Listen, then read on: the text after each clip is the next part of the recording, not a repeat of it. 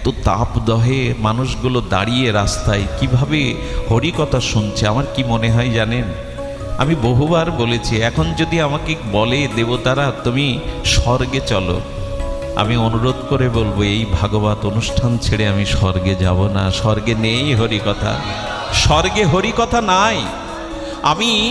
আমি খুব দৃঢ়স্বরে বলতে পারি, এই সময়টুকু যদি আপনাকে স্বর্গেও নেওয়া হয়, আপনি এই আনন্দ, কারণ স্বর্গে হরিকথা নাই, সাধুসঙ্গ নাই।